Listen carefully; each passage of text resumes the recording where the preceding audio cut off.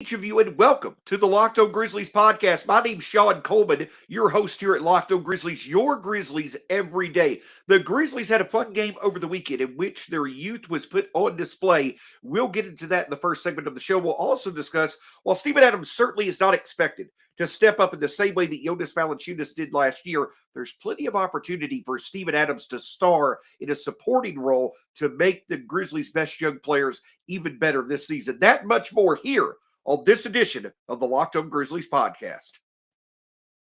You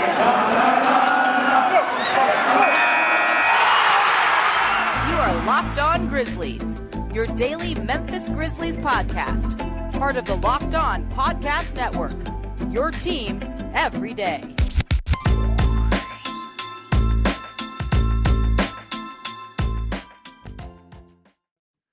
Wherever you are, wherever you're listening, wherever you are watching, welcome to Locked On Grizzlies. My name's Shawn Coleman. I'm a credentialed media member with the Grizzlies, have been covering the Grizzlies for 4 years now over at Grizzly Bear Blues, and your host here at Locked On Grizzlies, your Grizzlies every day. You can find myself at StatsSAC, neatly show right here. And you can also find the show at Locked On Grizz. Whenever you listen to podcasts, we'll be there as well. Spotify, Stitcher, Apple Podcasts, Google Podcasts, the Odyssey app. Make sure you listen, review, and subscribe. But also now live on YouTube as well. Anytime you want to enjoy the show, you can just open up YouTube and enjoy it. But make sure you hit that subscribe button. Lets us know you enjoyed the show, makes the show available for others to enjoy, and also just makes the show in general the best that it possibly can be. And that's what these NBA teams are doing during the preseason, right? They're trying their best to be the best that they could possibly be. Well, if you want to make the best out of your day, after making Locked On Grizzlies your first listen of the day, make sure to check out the Locked On NBA podcast for your second listen. Updates on Ben Simmons, news around the league, so much going on before the season starts in less than 10 days. Make sure you get the latest over on the Locked On NBA podcast via podcast and YouTube as well. So I want to talk about, obviously, the first thing that, stood out over the past few days when it came to the Grizzlies, and that's the unfortunate news of Tony Allen. Not going to spend much time on it because there's not much time to spend.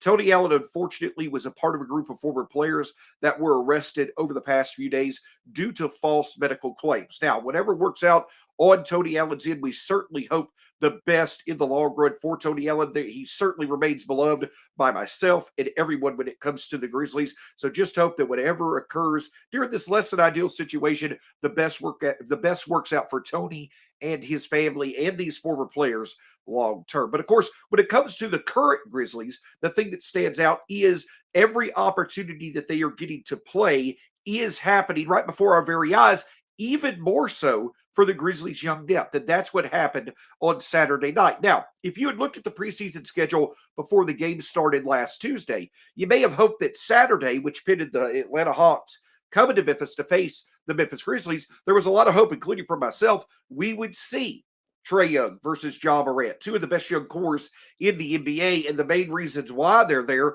with one of the best young point guard battles in the NBA. We got it on Thursday with LaMelo and Ja.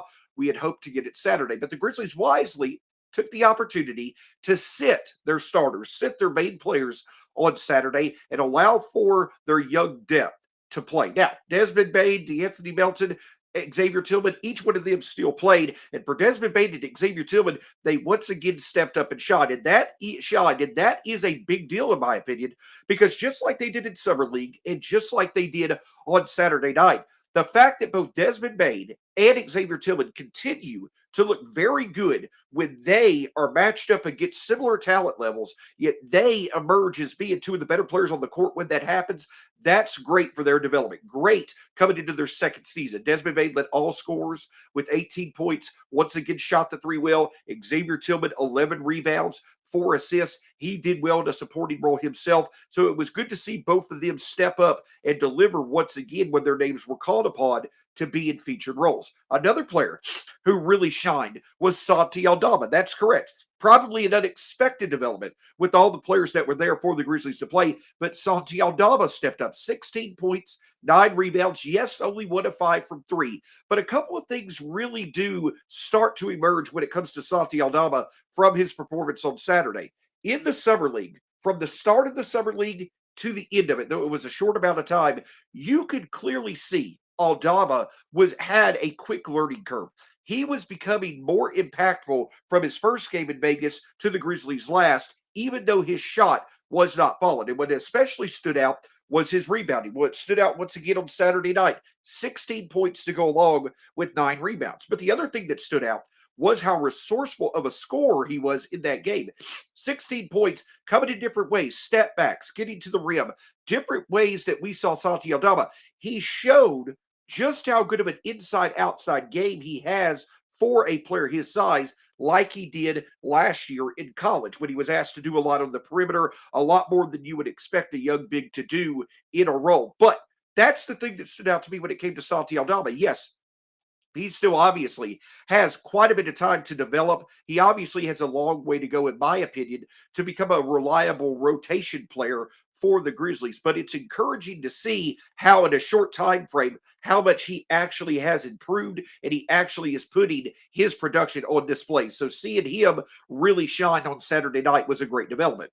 On the other hand, you did see some struggles when it came to shooting from Zaire Williams and Jarrett Culver, two of the more intriguing names this preseason. Obviously, Zaire Williams because of him being the 10th pick for the Grizzlies, but also Jarrett Culver is someone that you hope, a former top 10 pick, you hope could kind of be a reclamation project for Memphis this season. 4 of 23 overall from the field, only 1 of 11 combined from 3. And I get it. It was less than ideal. It was disappointing. You want for those players to step up and shine when they're going against other teams' similar talent levels. And if they don't, it's a bit discouraging. I get it. I have that same feeling.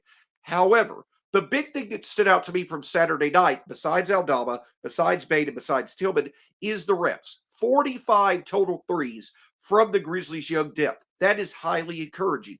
The only way that these young players are going to step up and step into roles where they're going to be needed to perform later on in the season is for them to get reps now, and for them to get reps in what Taylor Jenkins wants to do, which is obviously shooting the 3 as much and as accurately as possible. The Grizzlies were only 10 of 45 from 3, but the only way this young depth is going to continue to get better is by stepping up, getting the reps that they need to do what they need to do, and to be able to do it consistently. So while, yes, Jarrett Culver and Zaire Williams both struggled from the field, it was great to see that they were getting up their shots. And a lot of the time, the shots simply didn't fall. It's not like the shots were way off or there was horrible form or anything like that. Both Culver and Williams did a very good job of creating their shots, of finding ways to get their shots up.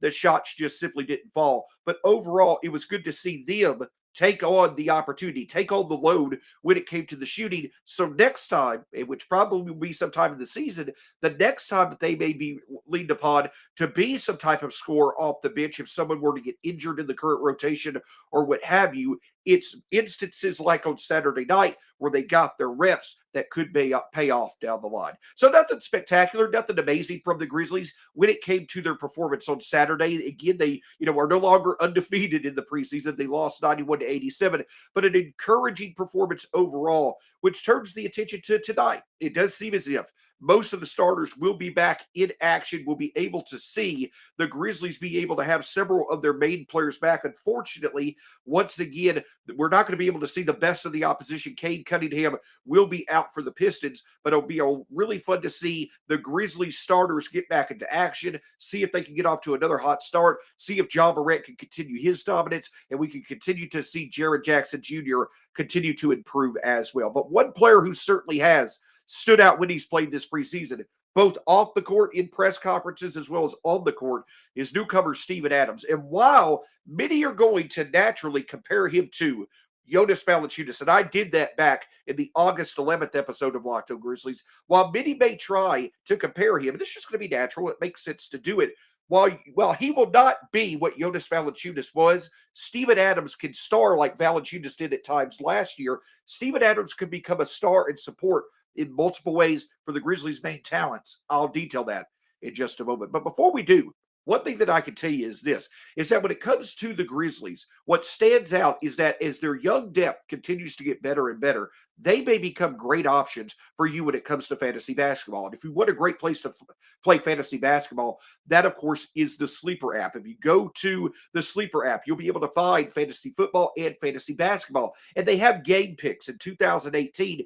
the folks at Sleeper realized that fantasy basketball just was not what it could be. So they developed game picks where you could only count one game per starter each week. It keeps things fair. It involves strategy. It makes things simple to where you can stay engaged the entire season. So if you love fantasy football and Sleeper, make sure to check out fantasy basketball. I'm in 2 leagues this year, finished second in a league last year, lost to former host Mark King. He hasn't let me live that down in a basketball fantasy league with some friends around Memphis. But check out Sleeper today to make your fantasy basketball experience as fun as possible. The other thing that I can say is this. Listen, we're coming off a weekend in which we had college football and pro football. Today, the MLB playoffs, you got 4 games being played. Go Braves, by the way. Very, very nervous right now. And of course, you got preseason basketball. So you've got tons of different things going on at the same time when it comes to different things you want to watch. Well, I want to tell you about a simple way you can get all your entertainment, sports, everything you love when it comes to TV without the hassle. And it's a great way basically to just get your TV together. And that's DirecTV Stream. It brings you live TV and on-demand favorites together like never before so you can watch your favorite sports, movies, and shows all in one. That means no juggling remotes and no need to buy another device ever again. And the best part, there's no annual contract. So get rid of the clutter and the confusion. Get your TV together with DirecTV Stream. You can learn more at directtv.com. That's directtv.com. Compatible device required. Content varies by package. We, of course, want to again thank you for making Locked On Grizzlies your second or your first listen of the day. But when it comes to your second listen, I just mentioned that baseball is here. Playoff baseball is here. And if you're someone like me who's cheering for a team in the playoffs, like I do when it comes to the Braves, I love checking out the Locked On Braves podcast with Dylan Short every single day. Make sure if you're a fan of baseball, you do the same thing, or you're a fan of football or college football. The Locked On Podcast Network has a show covering your favorite team. So make sure to check out your favorite teams in baseball, football, or college football podcasts as your second listen to the day, all on the Locked On Podcast Network. So obviously, Steven Adams has arrived here in Memphis, and as many around the NBA, many people who had interacted with Adams before he arrived here in Memphis, his reputation certainly preceded himself, but it also was certainly accurate. Steven Adams is an absolute delight. Don't get me wrong. All the Grizzlies are a delight to talk to, but Steven Adams just seems like a genuinely fun, caring, good guy. And you see it when it comes to how he's interacting with his teammates, how he fully is embracing, a lot like Jonas Valanciunas is. Steven Adams has already embraced the culture here. He knows he's a veteran. He knows that he's brought in to kind of, support in a veteran role. We, of course, saw from Evan Barnes of the Commercial Appeal the video of Steven Adams teaching Brandon Clark footwork around the rim. We know that both Jaren Jackson Jr. and Brandon Clark had commented how much they enjoy learning from Steven Adams. So in one way, off the court, Steven Adams is already making an impact as a mentor, as a teacher, a big brother, a lot like Jonas Valanciunas did.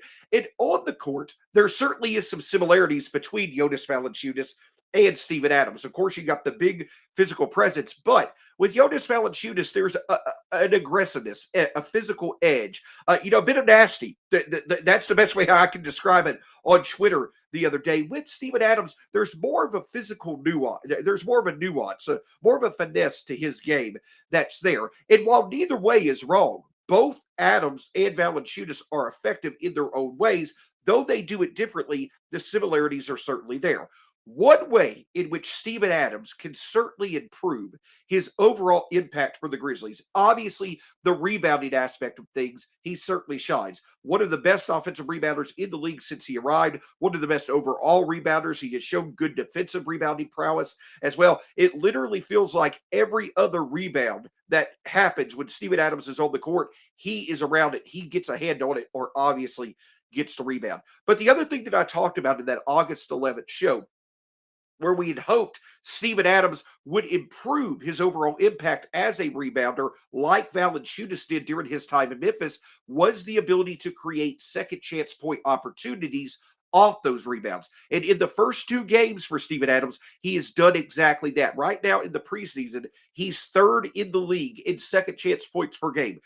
13 of his 26 total points have come via second chance putbacks. And that is so critical to the Grizzlies offense because the Grizzlies have a lot of players that like to get into the lane, get into the rim. If Steven Adams can back that up by cleaning up the offensive boards and putting it back in, that is definitely another added benefit to the Grizzlies offense because not only is it high percentage looks that Adams creates for himself getting offensive rebounds, but it also allows the Grizzlies to continue to create that possession advantage. And as they play more talented teams, and as the Grizzlies continue to try to make the three-point shot more reliable, if the three-point shot's not falling, them being able to get those extra possessions through offensive rebounds and high percentage looks as a result that Steven Adams can put back in, that's a huge, huge development for the Grizzlies. But also, it's not just Steven Adams improving his putback chances, his second chance points approach. It's also the fact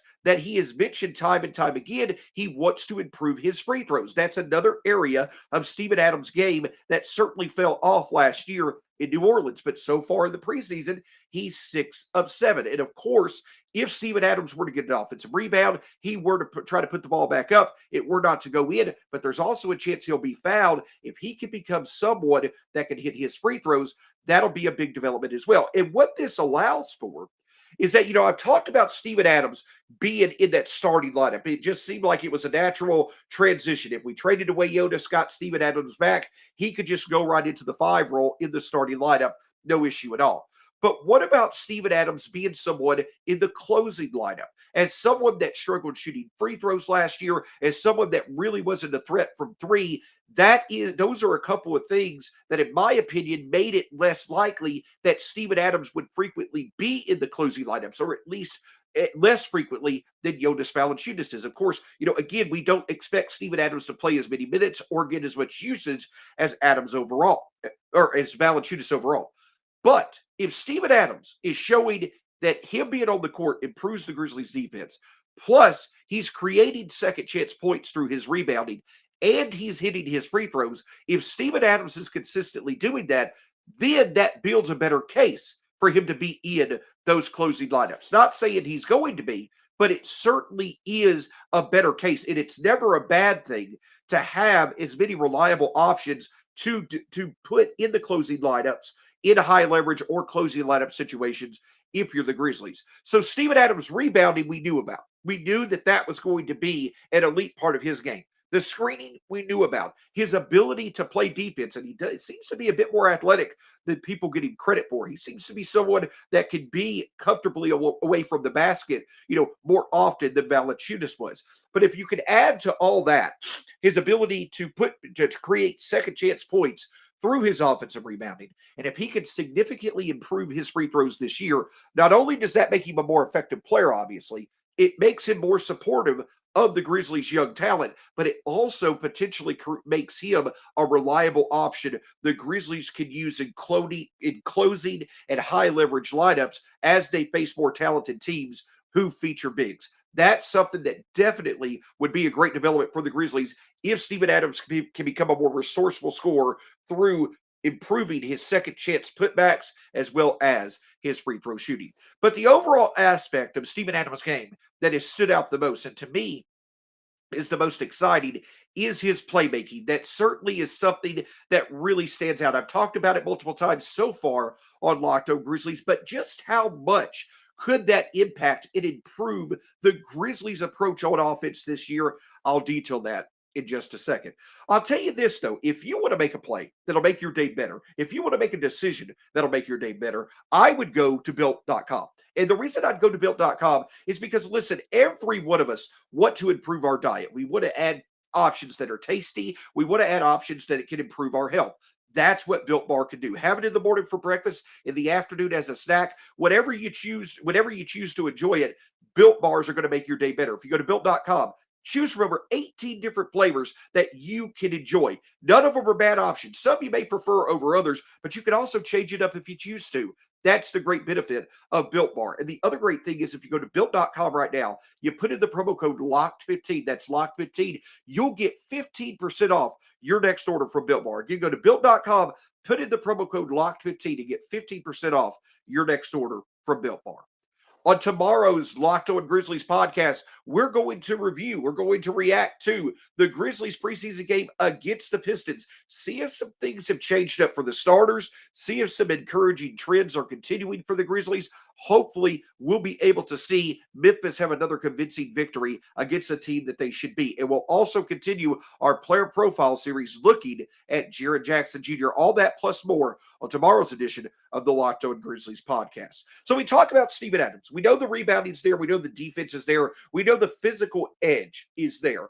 But if Steven Adams can show an improved prowess when it comes to putting the ball back in the basket for second chance opportunities, and he can also show the ability to hit free throws, that not only makes the Grizzlies offense that much deeper, and allows for them to effectively create that possession edge that really fueled a lot of their wins last year, it also could potentially make Steven Adams a clear, reliable option in closing lineups at times against other teams with highly talented bigs. But the big thing that stands out that really could be a way in which Steven Adams can star in a supporting role for the Grizzlies' best young talents is his playmaking. 3 assists so far in each of the first 2 games. And he easily could have had 5 in each of the first 2 games. Many of those cuts in which he made the right bounce pass, it just was not able to be finished at the rim. But I've discussed that the cutting ability of the Grizzlies off of Steven Adams' playmaking in the half court certainly is a great development because it just adds another wrinkle. But beyond just the cutting ability off of Steven Adams is a high post facilitator, opens things up. We already know that the Grizzlies are going to get into the lane. We already know that the Grizzlies want to feature the 3 more.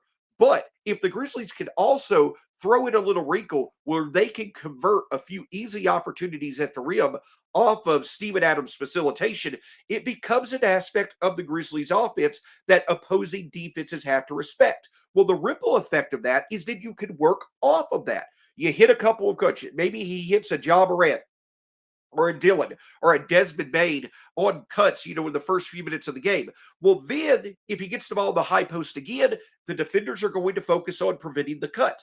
That opens up the perimeter, and now Steven Adams can be someone on a dribble handoff or on a simple pass to the top of the key, top of the key or a quarter. Steven Adams is someone who now, because the defense is focusing on stopping the cutting action, Steven Adams can then distribute the ball for a great catch and shoot 3 look, which obviously is the overall goal for the Grizzlies in getting high percentage looks from distance as much as possible. So that's why Steven Adams as a facilitator really fits in well with what the Grizzlies are trying to do. It adds another wrinkle with the cutting, but working off of the cuts to the basket being successful, you come full circle back around to what the Grizzlies are trying to do in adding different ways they can create high percentage looks from distance, and they can work off that cutting action with Adams as the distributor to then allow for him to also be able to pass out to the perimeter for catch and shoot 3s. And as I mentioned last week, this whole idea of Steven Adams being a playmaker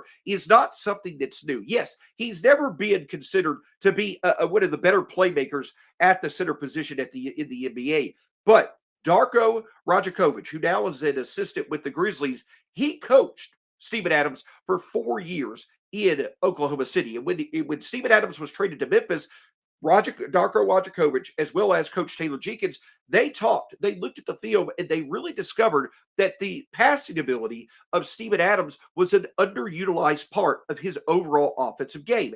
And 2 years ago, we really saw Steven Adams take a step forward with his assists as well. In the 2019-2020 season, Rajakovic had already moved on as a coach, but we really saw, obviously with Chris Paul, Shai Gilgeous-Alexander, Danilo Gallinari, and others there in Oklahoma City, we saw Steven Adams' ability as a playmaker significantly improve. In fact, his assist rates in the 1920 season, his last season in Oklahoma City, his assist rates that year were more than double what his career assist rates were for his entire career previously. That's how much he improved as a passer his last year in Oklahoma City. And one other thing that stands out is that having a center that can pass allows for Taylor Jenkins to reach another goal of his when it comes to this Grizzlies roster. We know that Taylor Jenkins wants 5 shooters on the court at all times. As much of each game as possible that Taylor Jenkins can have 5 shooters on the court, that's what he's going to prefer. But what if he could also have 5 players that can easily pass the ball? Well, Steven Adams is not someone that's going to shoot, but through his playmaking, if he can become someone that can help the other players on the court improve their shooting, due to his good passing, that's what will keep him on the court. So if you're not going to have 5 shooters, at least have 5 players who can reliably facilitate and play make to create good shooting opportunities for the other ones on the court. That's what you're getting from Steven Adams stepping up his game as a passer. But again, this is not something new. Over the past 2 seasons, there have been 9 centers in the NBA who have played 3,000 or more minutes with an assist percentage above 10%. Here they are: Andre Drummond, Jacob Poeltl, and Kelly Olynyk. Okay, some backup centers in there. Nobody, just thrilling as far as comparing to Steven Adams and Jonas Valanciunas, who, by the way, are the next 2 on that list. So 5 of the 9 are Andre Drummond, Kelly Olynyk, Jacob Poeltl, Steven Adams, and Jonas Valanciunas. The other 4, you may have heard of them: Nikola Vucevic, Bam Adebayo, Joel Embiid, and Nikola Jokic. That is how productive, that's how exclusive of a company you get with a center that can pass the basketball that's also going to be on the court quite a bit. Now, I'm not all of a sudden saying Steven Adams is going to be a top 5 center in the league. That's not the goal of showing him in that group. But the goal is to show that that's some pretty good names. That's some of the better centers in the league that are there with Steven Adams and Jonas Valanciunas with their passing ability. And we saw how Jonas's playmaking ability improved. We saw how well the Grizzlies did in expanding and opening up Jonas's offensive game once he came to Memphis. I don't think you're going to get the same type of three-point success with Steven Adams that you got with Jonas Valanciunas, but I certainly think you have more passing ability with Steven Adams than you did with Jonas. And as you can see, if you have Steven Adams being someone that can pass the basketball consistently to the point that that could be a part of your offense, that allows for him to remain on the court and be beneficial, even though he's not going to shoot from distance, because his facilitation can lead to you opening up more high percentage looks from distance for your other players. And of course, the other thing that stands out is that Steven Adams, Xavier Tillman, and Jaren Jackson Jr., those are the 3 players that are likely going to be playing at the 5, 40-plus minutes each night.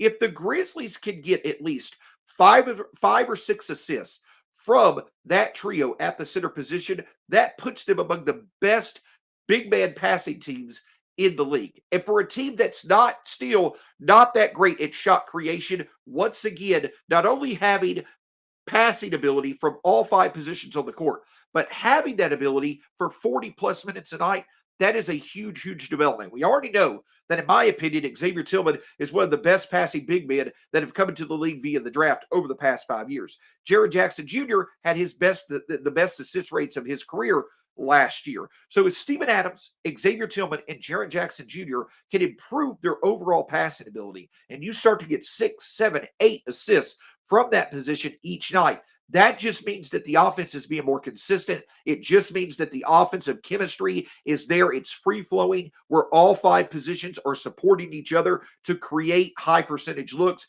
and it allows for the Grizzlies to get the most out of players who, while they may not add that much value shooting, they can add value by increasing the overall productivity of the other shooters due to facilitating high percentage looks. So that's why it's so key for Steven Adams' playmaking to continue to be something that's utilized, to continue to be something that's featured by the Grizzlies, and hopefully something that will be coupled with his ability to be a more resourceful scorer. And if Steven Adams does this, he rebounds at a high rate, he improves his overall ability to create second chance points and free throws, and he's averaging 2 or 3 assists a night, you're starting to see a center who now is working himself back into the conversation of being one of the better centers in the league. He's been there before.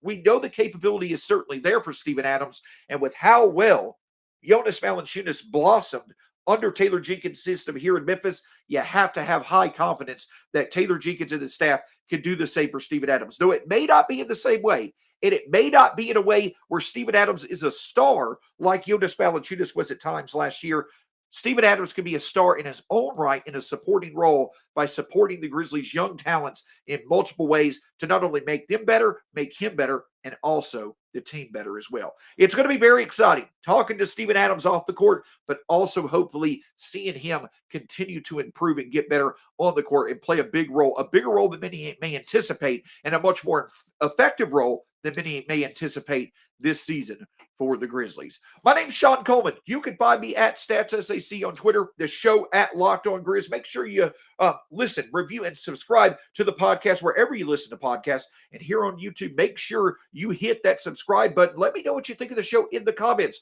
What do you think of Steven Adams as a passer in a supporting role? Do you feel Steven Adams is someone that certainly can significantly improve his overall value as a player coming off a down year last year? I certainly think so. I think he's that in a right system that showed it could do that for veterans in the past, and I think they'll do it once again with Steven Adams. Don't forget, tomorrow we're going to talk with you about tonight's game versus the Pistons, what really showed out in this preseason game, plus continue our player preview series with Jaren Jackson Jr. Of course, you made Locked On Grizzlies your first listen. Now, make sure you go check out the Locked On Fantasy Basketball podcast with the number one source of fantasy basketball news in the world. That is Josh Lloyd. Make that your second listen of the day. Hope you have a great day. Go Grizzlies. On a side note, go Braves, or whoever your favorite playoff team is. Hope they win as well. We'll talk to you again soon here on the Locked On Grizzlies podcast.